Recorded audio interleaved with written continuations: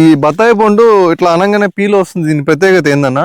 మామూలుగా మార్కెట్లోది ఇట్లా అంటే పీల్ రాదు, చేతిలో నొప్పులు వస్తాయి. ఇట్లా అన్నప్పుడు చేతిలో నొప్పులు వస్తాయి, కానీ ఇది కమలకాయ అన్నట్లు ఊటినే చాలా సింపుల్ గా వస్తుంది. మన గోదావరి వ్యవసాయంలో పండించిన చీనీ పండ్లకును కెమికల్ అందించిన పండ్లకు కెమికల్లో పండించే బత్తాయి తోలు మందంగా ఉంటుంది.